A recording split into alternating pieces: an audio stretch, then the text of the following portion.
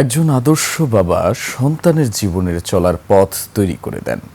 শত বাধা বিপত্তি পেরিয়ে সন্তানের জন্য পৃথিবীর সবচেয়ে নিরাপদ আশ্রয় ও পরম নির্ভরতার প্রতীক হয়ে ওঠেন। সকল প্রতিকূলতা ও ঝড়ে বটবৃক্ষের মতো সন্তানদের আগলে রাখেন বাবা। তেমনি দুইজন বাবার গল্প শোনাবো শাকের আরজু রিপোর্টে। খ্যাতিমান টেবিল টেনিস খেলোয়াড় জুবেরা রহমান লিনু ১৯৭৭ থেকে ২০০১ সাল পর্যন্ত ১৬ বার জাতীয় টেবিল টেনিস চ্যাম্পিয়ন হওয়ায় গিনেস বিশ্ব রেকর্ডে তার নাম ওঠে। এছাড়া তিনিই প্রথম বাংলাদেশি হিসেবে গিনেস বিশ্ব রেকর্ডের নাম উঠিয়েছেন। পেয়েছেন স্বাধীনতা পদক।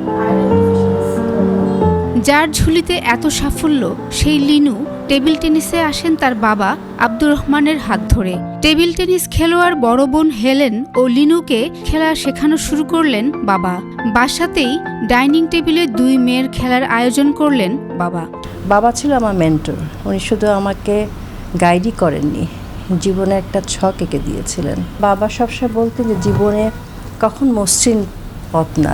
মনোবিজ্ঞানের ছাত্রী জুবেরা লিনুকে বাবা শেখালেন শুধু পড়াশোনাই নয়, যে কোনো কাজেই ভালোভাবে করলে সফল হওয়া যায়। উনি আমার প্রথম গুরু। আব্বা আমাকে খেলা শিখিয়েছেন। আমি খেলাটা শুরুই করেছি ভুলভাবে র্যাকেটটা ধরা দিয়ে, কিন্তু আমার বাবা শিখিয়েছেন। আমার বাবা সেই সময় ইঞ্জিনিয়ার্স চ্যাম্পিয়ন ছিলেন। বাবা নেই অনেক বছর, কিন্তু আজও পথ চলেন বাবার দেখানো পথেই। বাবা আরেকটা স্বপ্ন আমি পূরণ করতে পেরেছি, যে বাবা সবসময় বলতেন যে তুমি লেখো। লেখালেখিটা আমার আব্বা খুব পছন্দ করতেন। তা আব্বা সবসময় বলতেন তুমি ভ্রমণের উপর লেখালেখি করো। নিজের যত বাধা বিপত্তি থাকুক না কেন, পৃথিবীর সব বাবাই সন্তানের জন্য সর্বোচ্চটা দিতে চান।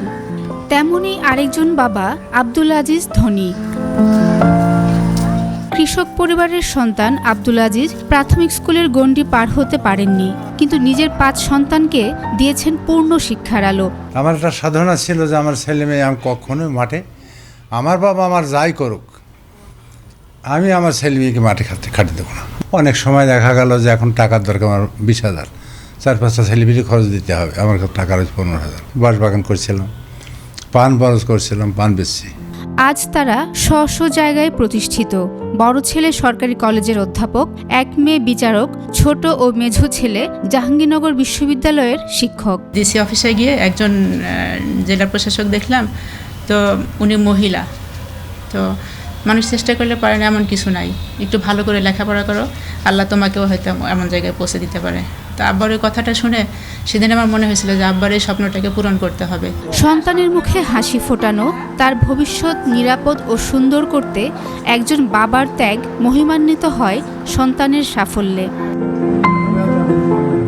শাকেরা আরজু, ২১ টেলিভিশন, ঢাকা।